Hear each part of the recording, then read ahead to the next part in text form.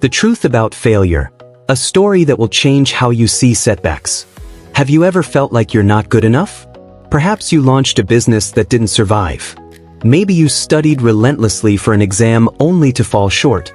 Maybe you poured everything you had into something, and it still wasn't enough. Now, every time you consider trying again, that nagging voice whispers, "What if it all falls apart again?" If that fear has you paralyzed, if past disappointments keep dragging you down, then what I'm about to share is for you. There once was a young man who stumbled more times than he could remember. Everyone labeled him a loser. He believed it himself, until a chance encounter with a stranger completely transformed his understanding of what it means to fail. What he discovered didn't just turn his life around. It revolutionized how he approached every obstacle from that point forward. Daniel's story. In a vibrant city where achievement seemed to radiate from every corner, a 27-year-old named Daniel nursed enormous ambitions. He desperately wanted to create something significant, to demonstrate to himself and the world that he possessed real capability. But there was a persistent problem. Everything he attempted seemed to crumble. During college, he launched a small online shop for handmade goods. 6 months later, it collapsed. His entire savings vanished. After graduating, he pursued his ideal position at a tech firm.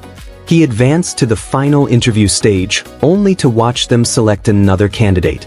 He tried once more with a fresh startup concept, a neighborhood food delivery platform. He worked grueling 16-hour days for 8 months. 20 users signed up total. The app quietly disappeared. He applied to 3 different organizations. All 3 turned him down after the second round. By 27, Daniel's resume resembled a catalog of things that hadn't worked out. His college friends were climbing career ladders, purchasing homes, celebrating victories. Daniel was stuck in a cramped apartment, trapped in a job he despised, drowning in feelings of inadequacy. His mother would gently suggest, "Daniel, have you considered finding something more stable? Perhaps entrepreneurship isn't your path." His former classmates broadcast their accomplishments across social media. Each notification stung like a wound. At night, Daniel lay awake replaying every setback like a film on repeat. The collapsed business, the job offers that never materialized, the ideas that died before taking their first breath. The worst part? He'd begun accepting the narrative he kept telling himself, "I'm a failure. I'm not capable. I should just surrender." The turning point. One rainy Tuesday evening, Daniel sat in a modest coffee shop, staring blankly at his laptop. Another rejection email had just arrived from a company he'd felt confident about. The message was courteous and professional, but crystal clear: "We've decided to proceed with other candidates." He closed the laptop slowly and gazed out at the rain. For the first time in years, something inside him shattered, not from anger or frustration, but from pure emptiness. "I give up," he whispered to himself, barely audible above the cafe noise. "Maybe everyone's right. Maybe this just isn't for me. Maybe I need to stop trying." He contemplated quitting entirely, accepting a safe, stable position, ending the relentless cycle of hope and crushing disappointment, settling into a quiet, unremarkable existence. The thought brought both relief and defeat. As he sat absorbed in these dark thoughts, an older gentleman at the neighboring table leaned toward him. The man appeared to be in his 60s, well-dressed with compassionate eyes and a serene presence. He'd been working on his own laptop but clearly noticed Daniel's distress. "Excuse me," the man said softly. "I don't want to intrude, but I can see you're carrying something heavy." Daniel looked up, startled. He didn't know this stranger, but something in his tone, completely free of judgment, filled with genuine concern, caused Daniel's defenses to drop. Daniel paused, then the words poured out. "I just got rejected again. Another job I didn't land. Another thing that didn't pan out. I feel like everything I touch turns to dust." The older man nodded slowly, understanding written across his face. Then he said something Daniel would carry forever. "Tell me, do you understand the difference between a failure and a lesson?" Daniel blinked. "What do you mean?" "A failure," the man explained, leaning forward slightly, "is when you attempt something, it doesn't work, and you stop completely. A lesson is when you attempt something, it doesn't work, and you discover what to do differently next time. He paused meaningfully. You haven't failed, son. You've simply been gathering lessons. The real question is, are you going to apply them or quit before they yield results? Daniel stared, processing these words. Gathering lessons? He echoed. But I've tried so many times. Nothing's worked. The older man smiled warmly. May I ask your name? Daniel. Daniel, I'm Robert. Let me tell you about my life. Robert's revelation. Robert settled back in his chair. At your age, I'd failed at 7 different businesses. 7. Each one imploded. Each one cost me money, time, relationships. People thought I was delusional. My own father urged me to get a real job.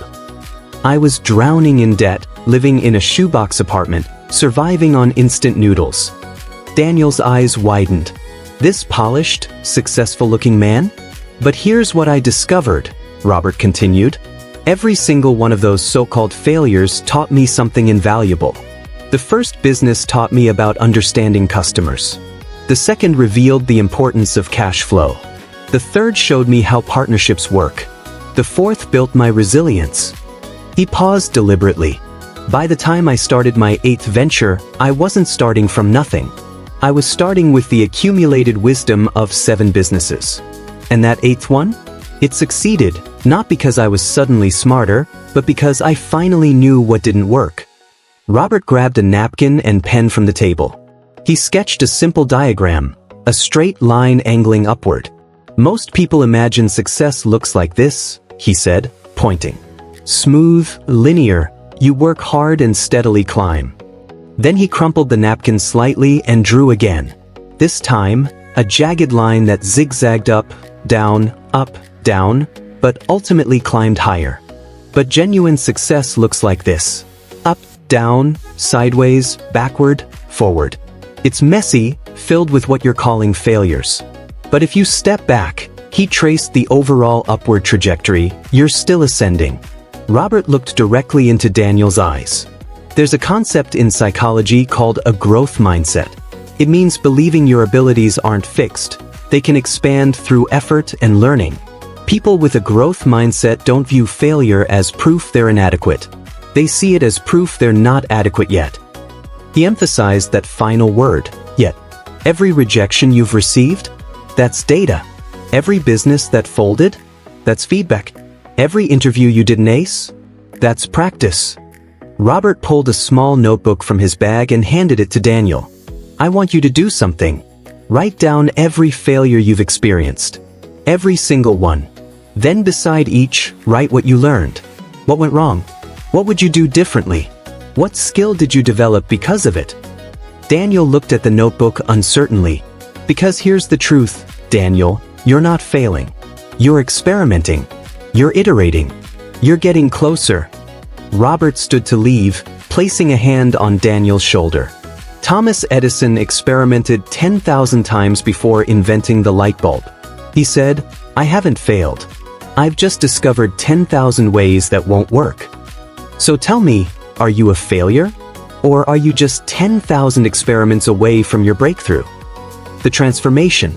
That night, Daniel sat at his desk with Robert's notebook open before him. At first, his hand trembled. Writing down his setbacks felt like reopening old wounds. But he forced himself to continue. Business 1, handmade craft shop. What went wrong? Didn't research the market. No marketing strategy. Ran out of funds. What I learned: must validate ideas before investing. Marketing matters more than product quality. Dream job rejection 1. What went wrong? Inadequate preparation for technical questions. Got nervous. What I learned: preparation trumps raw talent.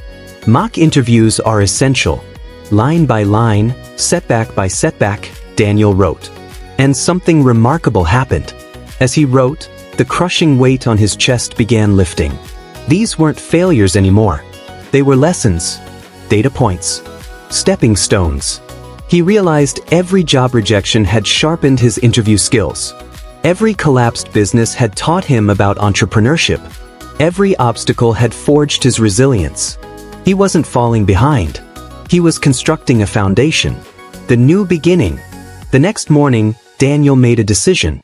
He gathered everything he'd learned, the customer research from Business 1, the financial management from Business 2, the marketing insights from Business 3, and started developing a new concept. But this time was different. This time he didn't interpret obstacles as evidence of inadequacy. He saw them as problems to solve. When his first prototype failed, he didn't quit. He asked, "What can I extract from this?" When investors declined, he didn't take it personally. He asked, "What feedback are they offering me?" 3 months later, he launched a beta version. 10 people used it. 10 seemed tiny, but Daniel remembered his previous app had 20 users before dying. This time he spoke with all 10 users, gathered feedback, improved. 6 months later, 100 users. 9 months later, 500. His product wasn't perfect, but it was expanding, because he was expanding. One day, Daniel received a LinkedIn message from Robert, "How's the lesson collection progressing?" with a smiling emoji. Daniel grinned and replied, "I'm up to experiment 47. Still no light bulb, but I'm getting closer." Robert responded, "That's the spirit. Keep going." The universal truth. My friend, Daniel's story isn't merely about entrepreneurship. It's about you. It's about me. It's about everyone who's ever feared trying because they might not succeed. Here's the truth nobody mentions. Failure doesn't exist. Only feedback exists. Every time something doesn't work, you're not failing. You're learning what doesn't work so you can discover what does. Remember 3 things. First, reframe your language. Stop saying, "I failed." Start saying, "I learned." Stop saying, "It didn't work." Start saying, "That approach didn't work. Let me try another." Second, track your lessons.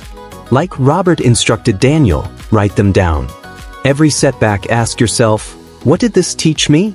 How am I stronger because of this? What will I do differently next time? Third, remember that success is built on experiments. Edison tried 10,000 times.